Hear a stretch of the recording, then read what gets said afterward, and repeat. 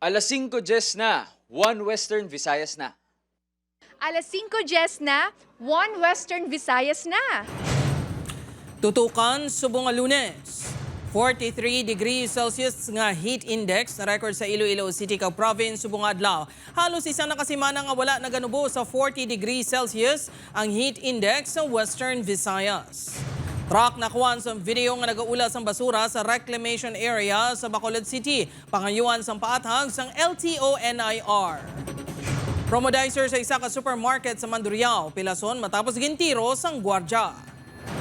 Pagpanaag o kon crater glow na obserbahan sa baba sang bulkan Kanlaon kagabi. Kag pila ka mga pamilya ginpili nga i-celebrate ang Mother's Day sa Baybay. Samtang pila ka Iloy sa Iloilo City nakabaton sang libre nga masahe kag haircut.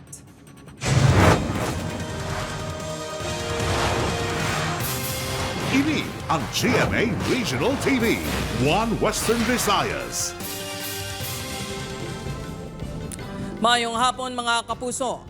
Sa nagapanguna nga balita, danger level nga heat index, pila nakaadlaw nga nagaka-eksperyensya sa syudad kag probinsya sang Iloilo. Pag-asa Iloilo liwat nagpaandam nga maglikaw nga magbulad sa tuman ka init nga tiyempo. Si Kim Salinas nakatutok live sa Gintas, Leganes, Iloilo. Kim?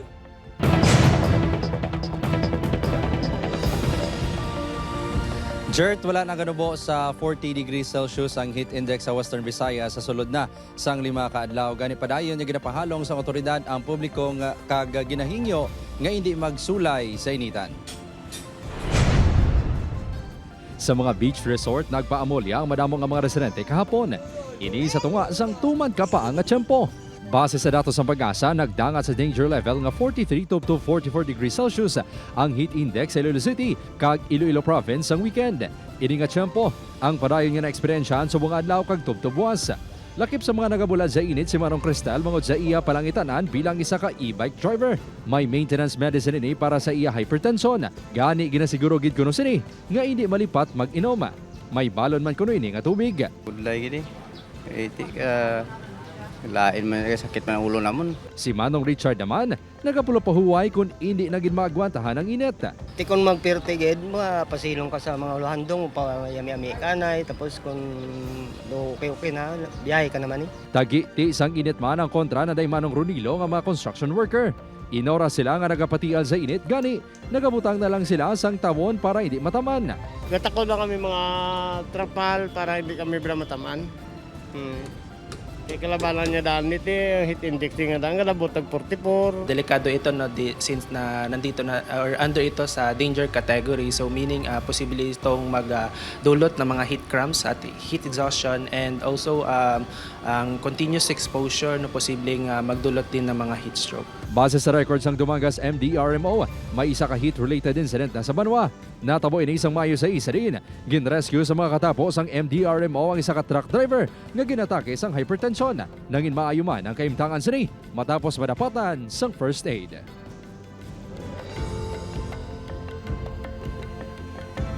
Jert, sa bahin sa Police Regional Office 6, sugot niya ginamonitor sang Regional Medical and Dental Unit ang mga police personnel nga kasami nga nagapatial sa init. Mas ginpati pa naman sang kapulisan ang paghiwat sang flag raising ceremony. Jert? Madamo gayud nga salamat sa update, Kim Salinas. Para sa dugang mga balita sa Negros kag Panay makaupod ta si Adrian Prietos. Adrian? Yes, Jert mga kapuso, madamo gayud nga salamat sa Bacolod City naman. Pag-ula sa mga basura haring sa truck na kuwan sang video. Tag-iya sang truck na tubod na. Yaring balita nga itong gitutuga. Nakuhaan sang video sa isa concerned citizen nga naglabay sa reclamation area sa Bacolod City hindi nga nagapundo nga utility truck. Masako ang 4 ka mga lalaki sa pag-unload sa mga basura halin sa truck. Ang isa sa ila may bit-bit pa nga pala. Maramo ang naglabay apang kasubo nga wala siyang labot ang mga lalaki sa paghamoy sa mga basura. Aminadong residente nga si Boyboy nga ginhimo na nga busuruhan ang lugar. Ay, kabundo. Nagnolog nila ba din na pamilin ng ilang mga mga basura na. Ang mga truck na iya, di na iya. Mga sir, mga volunteero na raw. Gaano na sila? Napit mga kaboy sa ilalim mga basura, tapos mga baho-baho na eh. Ano man, ano nahaw? Mga isda, mga kwan, mga lubok na lang, mga boy na skillet. Natumo na sa LTO-NAR ang tag-iya sang truck suno sa LGU. Wala pa sa bahayag ng LTO-NAR angot diri apang kumpirmar sa opisina nga ginapangayuan na sang patag ang tag-iya. We're able to send invitation letter for them. Hopefully they will appear at 2 p.m. later and we will hold an exploratory meeting kung ano man gid ang natabo on that particular day. We will definitely give them what is in accordance with the law with RA 9003. So kung anong arada mo nang implement naman. That is probably either a fine or penalties. Ang tag-iya sa salakyan is willing man nga mag-atubang kung anong mga impose ang syudad. This is a wake-up call to everyone nga ginatingwaan din sa syudad yung mga bantayan. Bilang temporaryo nga solusyon, plano sa LGU nga magpahamtang sang tabo nga magabantay sa barangay Agun Malikawan nga masulit ang insidente. Isa ta nakatikang is to deputize sa mga environmental officers. They will be the one to take charge, mag-monitor sa mga illegal dumping. So with this, it's a good thing take steps na ta sa amat-amat sa enforcement to strengthen our RA 9003. Ginatinghuan pa sa news team nga magkuhan sa pahayag ang tag-iya sang truck. Opo, Kirill Gasilio, Adrian Pretos, 1 Western Visayas.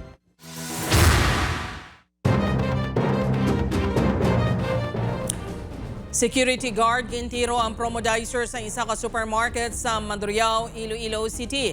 Pagchismis sa gwardya ginatudlo ginhalinan sang pagpangluthang. Ini ang gintutukan ni Kim Salinas. Napuhag ang shoppers kag mall goers sa isa ka mall sa Mandurriao, Iloilo City. Las 4:37 kahapon sa hapon. Ini matapos nga ang mismo gwardya sa isa ka supermarket. Gintiro ang promodizer sa fish section. Kinkilalang gwardya alias Josh, 37 anyos. Si alias John naman ang biktima, 30 anyos. Sa investigasyon sa Iloilo City Police Station 5, nag-ugat ang pagpaniro. Bangod gin pa si bangdan sa gwardya ang biktima nga ginaistoryahan sa isa pa nila kaupod. May komprontasyon niya natabo, tob-tob, naglabot sa pagpaniro. Samtang wala sila kung basura, may kalangas-langas sila. So, siguro na misinterpret sa atong gwardya nga siya ang ginapapati-patian. Until nga gina-kompronta sila kung dito sa may sulod sa locker. And then nagbalik sila sa ilang obra. Ilala ko no kami minutos, nagatuto ang gwardya. Gina-approach sang biktima. Ginhambalan nga gito sir ang problema haw. Ginhambalan gwardya nga manuhaw.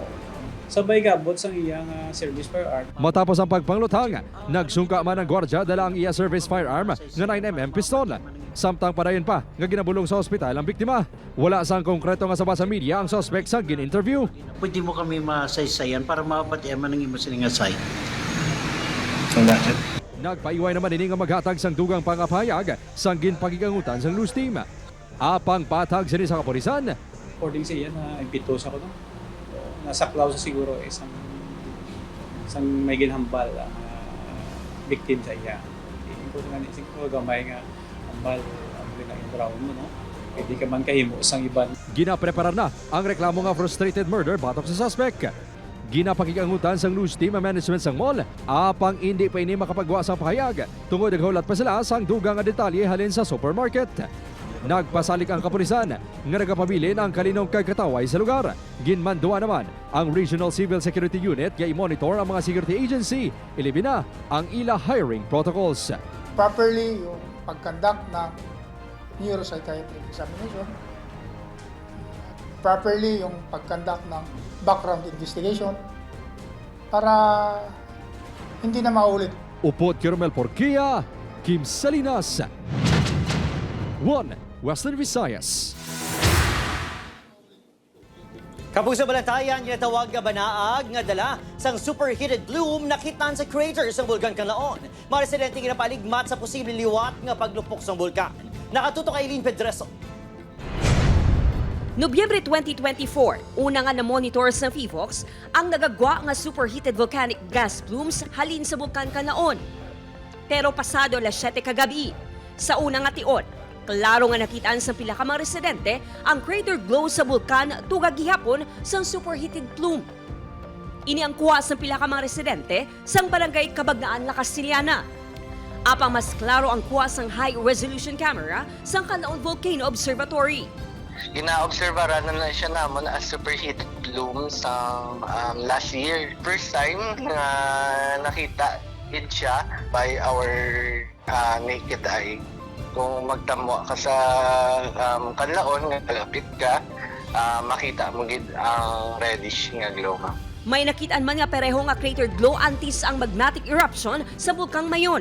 Gani importante, sunod sa PHIVOLCS, nga preparahan ang masunod pa nga seismic activity sa bulkan.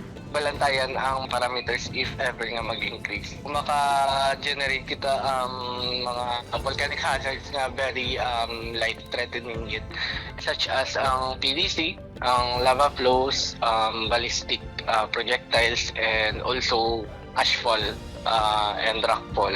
Posible man nga pasakaon sa Alert Level 3 ang status ng bulkan Canlaon. Pananglitan, magpadayon ang pagbugas ng superheated volcanic gas plume. Pasado alas 5 kainas ng aga, makita nga klaro gihapon ang banaag sa bulkan base sa kuha nga laragway sa pila ka mga taga-barangay Kabakungan, Lacasiliana, Negros Occidental. Bangod ba sa may pinaka-apektado sa paglupok sa bulkan Canlaon?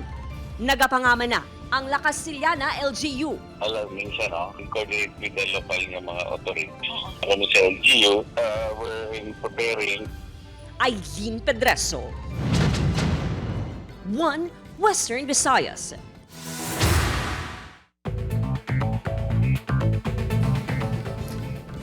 Sa iban pa nga balita, masobra 700 ka mga PUJ sa 1st District sang Iloilo nakabaton sang cash assistance halin sa DSWD. Rollback sa diesel, ipatuman, buwas. Si Zen Kilantang Sasa nakatutok.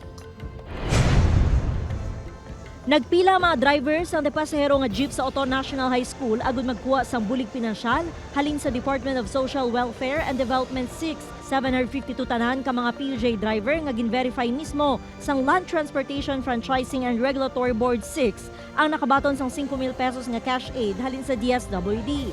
Si Manong Sami wala anay nagbiyahe agud maka-avail sang bulig sang gobyerno. Ilabi na nga masakit na sa bulsa ang presyo sang gatong. Tabang-tabang man sa kwan sa gatong ka sasalakyan. Tama nga daan ka kwan man subong sang pasahero. Hina pang mahal pang krudo. Dako naman nga bagay para kay Shaolin ang ayuda. Makabulig kuno ini sa pagbakat sang pagkaon sa iya pamilya. Ilabi na nga apektado ang ila kita. Sakit din ma'am. Dako gyud madula sa income lang ka salakyan. Halin ang mga benepisyaryo sa Banwa sang Gimbal, Igbaras, Miagao, Oton, San Joaquin, Tigbawan kag Tubungan. Ginpasiguro sang probinsya nga matawhay ang tagtaganay sang ayuda sa mga driver. So sa aton nga mga drivers kung may dyan nga hindi matagaan, balik gid kita sa LTFRB para ma-check ang inyo tong nga mga names. Kaya ang ginatagaan subong mga drivers, actual nga drivers gid kang aton nga mga PUJs. Nagpatigayon man sang payout subong adlaw ang DSWD6 sa Barotac Nuevo kag probinsya sang Guimaras. Para sa iban nga drivers, mas mabatyagan gid ang ilan na baton nga ayuda bangod na tunay ni sa natala nga pagnubo sang presyo sang diesel. Base sa estimate nga ginpagwa sa mga oil company, 9 pesos and 57 centavos per liter ang igabuhin sa presyo sang diesel. Apang 47 centimos naman ang idugang sa presyo sang gasolina. Masobra 13 pesos ang iganubo sa presyo sang kerosene. Upoy kay Cirilo Renduque, Zen Kilantang Sasa, One Western Visayas. Bantayan. Pila ka mga pamilya ginpili nga i-celebrate ang Mother's Day sa Baybay. Samtang pila ka Iloy sa Iloilo City, nakabatong sang libre nga masahe kag haircut sa pagbalik sang One Western Visayas. Ini ang GMA Regional TV, One Western Visayas.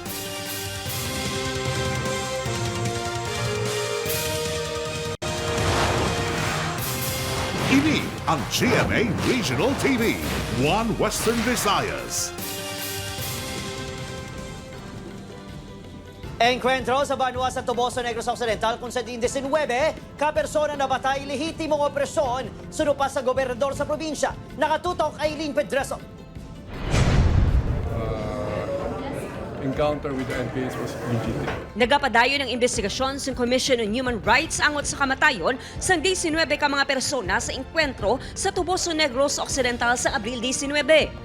Nagpahayag ang pila ka mga human rights advocates nga handa sila magbulig sa mga himata nga luyag magpasaka sang reklamo angot sa pila ka human rights violation sa insidente. Apang suno sa gobernador sang Negros Occidental, wala siya sa nakita nga irregularidad sa enkwentro kag makabigini nga lehitimo.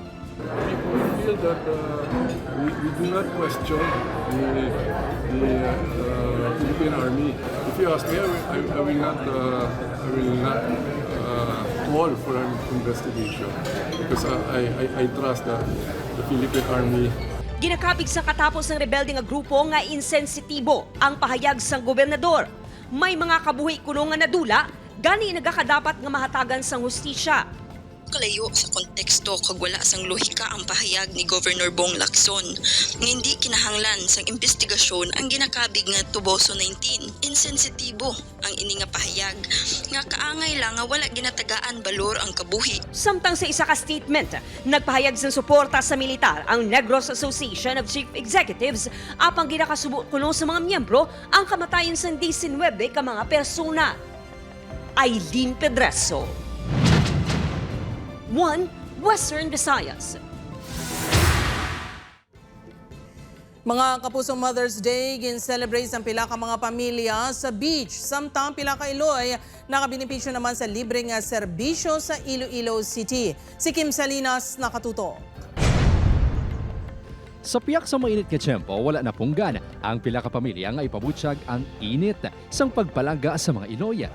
Sa Mother's Day kahapon, gindagsa ang mga beach resort sa Oton. Suno kay Nanay Elizabeth, memorable ang celebration sa buong tuig bangod first time sila nga naglulupod nga pamilya sa sulod sa mga sobra na pulo ka tuig. Pagkabuti namon daw nag-picture kami, daw na-enjoy ako sang tawag nga Mother's Day. Subong ko lang bala na health bill nga daw kanami magupod sa kabatang kagapo. Naka-relax naman ang pila ka Iloy sa Iloilo City. Ini ang paagi sa programa sang Iloilo City LGU nga libre nga gunting sang buhok, masahe kag syempre pedicure kag manicure sa Haro Plaza. Maka-relax mga pila lang kami minuto. Lalo na kung isa ka solo parent. Nami man nga gift sa mga mothers sa mga Mother's Day. Nangin mabakal naman na nagkalain-lain niya klase sang flower bouquet sa Haro. Yara sa 150 to 800 pesos ang presyo sang bulak. Depende sa kada kuon kag design sini. Bisan mahal ang bulak, mas labaw ang pagpalangga sa mga anak para sa ila, mga Iloy. Gusto ko lang i-gift man kay mama, kay syempre para kay gusto yaman mga bulak-bulak bala nga gusto ko man niya ma-experience yaman bala nga tagang sa flower. Upod Kirmel Porquia, Kim Salinas, 1 Western Visayas. Balita gikan sa Senado mga kapuso sa boto nga 13-9, ginbuslan ni Senador Alan Peter Cayetano bilang bago nga Senate President si Senator Tito Soto III. Ining natabo sa session sang Senado subong nga hapon. Kadungan sa session, sorpresa man nga nagabot si Senator Ronald Bato de la Rosa nga naging madugay man nga nagpanago matapos magwa ang mga impormasyon nga may warrant of arrest na ini nagikan sa International Criminal Court. Isa ini sa mga nagboto pabor kay Cayetano. Kadungan sinigin, presentar naman sa plenaryo sang House of Representatives ang impeachment case bato kay Vice President Sara Duterte base sa nangin findings sang House Committee on Justice. Sa pagbinotohanay, gindesisyonan sa mayoriya nga ipasaka sa Senado ang Articles of Impeachment. 255 ka mga representante ang nagboto pabor, 26 ang nagboto kontra, samtang 9 naman ang nag-abstain.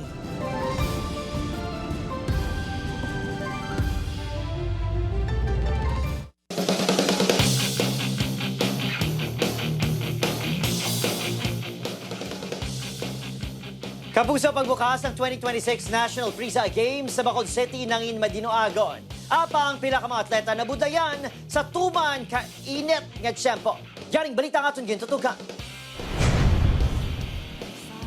Suksok ang kanya-kanya nga duag nga nagatiglawas ang ilang mga rehiyon. Masadya nga nagparada pasulod sa Panad Park and Stadium ang mga atleta, coaches kag mga manunudlo. Makabing historic ang opening ceremony sa 2026 National Friza Games sa Bacolod City bangod 2 dekada pa ang nagdigad sa ulihin ni nga nangin-host ang kahiwatan.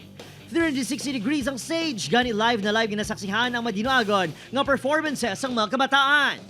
Tubtob naging pasiga ng Cauldron, patimaan sa opisyal nga pagbukas ng Hinampak. Pila lang sa unang events amo ang baseball, volleyball, running kag dance sports competition. Bangod kadaman outdoor ang venues, naging pagpanghangkat ang tuman nga kainit sang panahon. Para sa amin, syempre, iba yung pakiramdam, no? Pero water lang talaga. Oo. Water lang talaga for our athletes, and then especially kami mga coaches yung mga coaches of course na nagkakaedad na rin. So, para naman sa pinaka-atleta, oportunidad man ang init sang panahon para madasig nga magbalhas. Mas mabilis po yung pagbawas ng kilo sa sa tubig po. Kailangan po maglagay ng maraming sutin po na mga silupin po para mabilis na yung ng init, yung pawis po, paglabas, pawis. Mas mabilis po yung pagbawas ng kilo. May naka-standby katapos ng CHO kag PHO sa tanan nga sporting venues. May portable water tanks sa generator ang billeting area sa Agun masiguro nga hindi mawadan sa supply ng tubig ang mga delegado. Nakaibalo kita nga ang Bacolod, no? Medyo nag-experience kita sa problema sa tubig. Apang weeks ago pa, nag-coordinate na kita sa atong Bureau of Fire. Agud to nga masiguro ang supply. Opod Kiril Casilio, Adrian Pretos, 1 Western Visayas.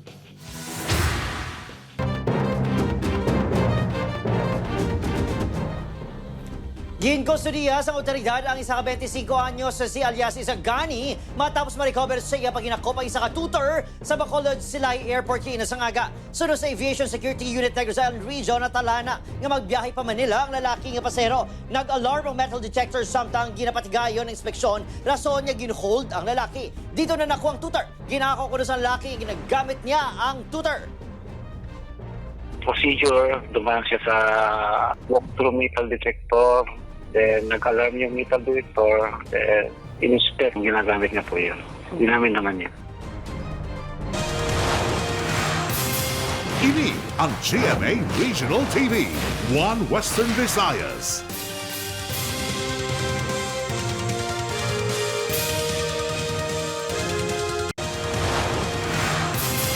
Ini ang GMA Regional TV, 1 Western Visayas. Mga kapuso, nakita ng isa ka lalaki sa hunasan sa Barangay Talon, Rojas City, Capiz, Domingo sang hapon. Ini ang ginapahayag nga nalumos. Dali-dali nga gindapatan sang first aid ang lalaki nga nagakayaon kag wala na sang animo. Ginabanta nga yara na sa 30 anyos ang iya pang idaron. Gilayon nga ginsikyar ang vital signs ang lalaki kag gindala sa ospital. Ginaimbestigahan na sang Rojas City Police ang insidente.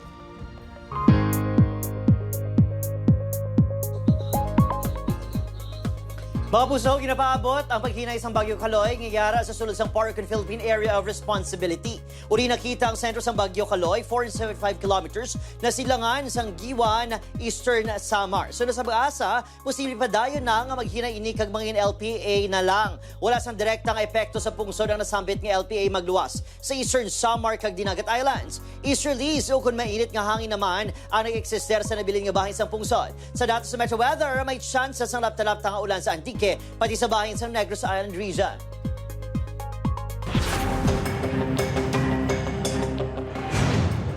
Wala na sang kabuhi sa nasapuan ang 88 anyos nga lalaki sa iya ginestaran nga payag sa Barangay Alegre Oton. Ginkilala ini kay Celso Alcalde, residente sa Barangay Airport Mandurriao, Iloilo City. Apang masobra na 5 katuig nga nagatiner sa Oton. Ginapahayag na mild stroke ni Santo kag maluya na antes na sapuan nga patay. Suno sa Oton Police, natural death ang kausa sang kamatayon sa lalaki. Wala man sang plano ang pamilya sa tigulang nga ipa-autopsy pa ang bangkay sini. Nadagpan sa bypass operation sa Barangay San Juan Molo, Iloilo City ang mag-asawa nga Sanday Walter Castro, 53 anyos nga anay Barangay Tanod, kag si Maria Era Castro, 52 anyos. Na-recover sang kapulisan ang 150 gramos nga suspected shabu nga ginabulubanta na kabalor sa masobra 1 milyon ka pesos. Ginpanginwala naman sa mag-asawa ang pagbaligya sang ilegal nga droga. Agod hindi na ginmapuslan o kung mabaligi aliwat, ginguba, ginhuluman sa tubig kag ginlubong sa duta. Ang masobra 8 milyon pesos nga balor sa smuggled cigarettes sa sanitary landfill sa Barangay Concepcion, Talisay City. Masobra 11,000 karim sa sigarilyo nga nakumpiskar sa Maritime Police sa nagligad nga tuig sa Banwasang Kawayan ang ginpang-dispose sa lugar. Wala sa mga tax stamps kag health warning sa mga sigarilyo nga ginabaligya sa merkado sang barato, apang delikado sa ikayong lawas suno sa mga otoridad.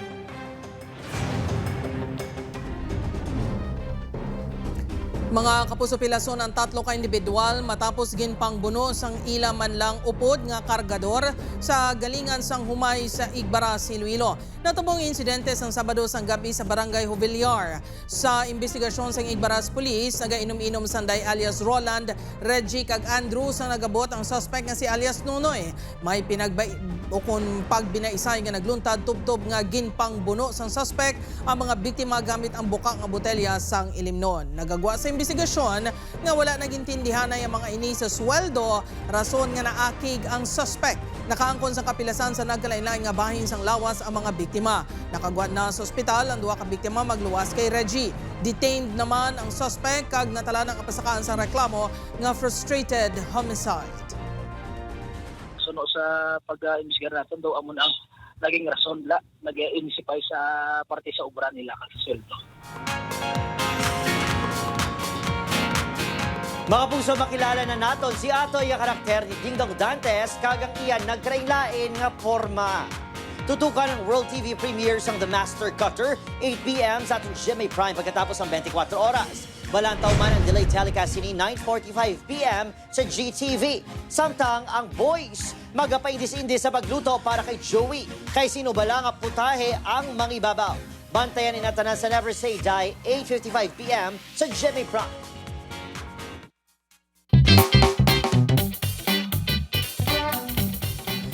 Mga kapuso, kadungan sang Mother's Day, ginkabiliban ang mother-daughter bonding sa pagsaot.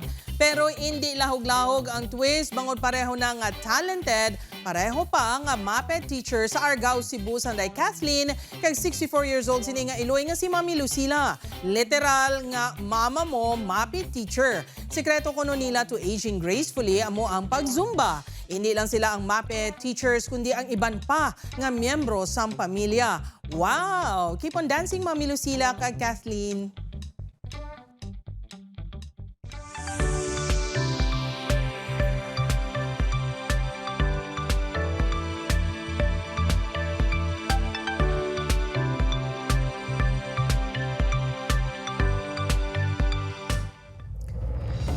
Kagina ang mga pinakadalag ko kag pinakauli nga balita sa Western Visayas kag Negros Occidental. Madamo nga salamat mga kapuso, pati na mga kapuso naton abroad. Ako si Gertrude Charlatan, kami ang GMA Regional TV 1 Western Visayas. Wala sang ginadampigan, wala sang ginaprotektahan. Halin sa tubtob subong, matutod nga serbisyo gidlang.